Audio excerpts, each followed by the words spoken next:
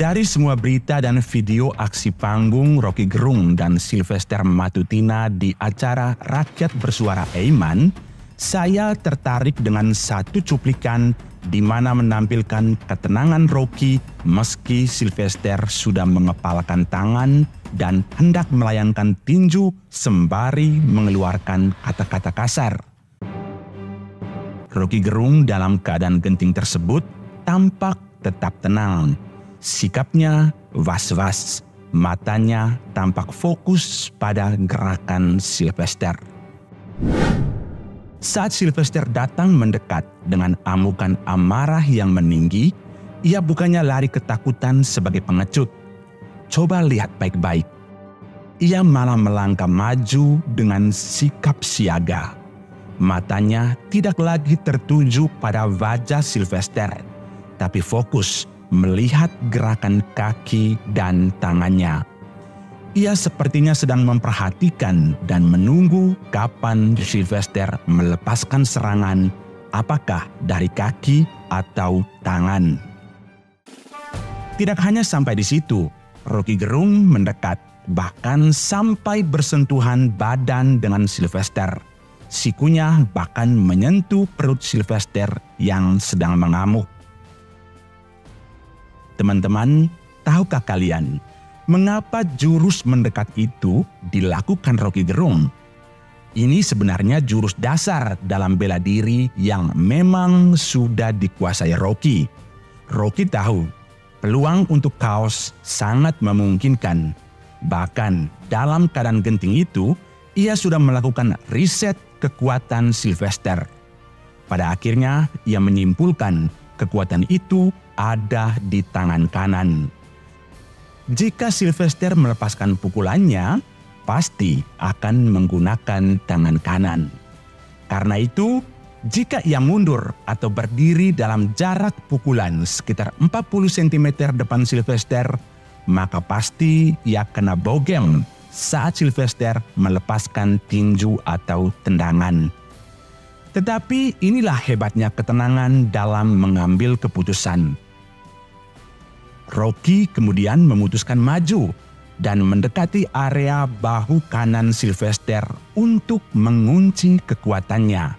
Akibatnya, tangan kanan Sylvester sebagai pusat kekuatan tidak bisa bergerak alias tidak bisa mengayunkan tangannya jika mau melepaskan serangan. Coba lihat, Sylvester pada akhirnya hanya bisa mengayunkan tangan kirinya yang memang tidak bisa diandalkan untuk melepaskan tinju. Andai saja Sylvester secara terpaksa mengayunkan tangan kanannya, Roky pasti sudah rasa dan pasti akan mengambil tindakan cepat untuk menangkis sekaligus mengunci tepat di persendian pergelangan tangannya. Bayangan saya seperti itu karena saya tahu Roky Gerung adalah murid perguruan silat Bangau Putih yang terkenal dengan teknik penguncian lewat persendian tubuh untuk mematikan kekuatan lawan. Ya, filsuf sekaligus pengamat politik Roky Gerung ternyata tidak hanya jago dalam bersilat lidah. Siapa sangka mantan dosen Universitas Indonesia ini juga memiliki keahlian dalam ilmu bela diri. Roky Gerung diketahui adalah lulusan perguruan silat Bangau Putih. Perguruan silat Persatuan Gerak Badan Bangau Putih berdiri sejak tanggal 25 Desember 1952. Pendirinya adalah almarhum Suhur Subur Raharja. Roky Gerung membenarkan dirinya pernah bergabung dalam perguruan tersebut. Dalam acara Alvin and Friends, Roky tampak memperlihatkan beberapa gerakan atau jurus Bangau Putih itu. Gitu. Bolak-balik ke dokter itu susah betul sembuhnya tuh. Lalu dia ajarin silat Bangau Putih. Jadi saya latihan, namanya latihan jatuhan dulu tuh, pak gitu. Jadi jatuh ini, jatuh sambil nahan beginian. Atau namanya pahong itu yang 1000 kali sehari itu.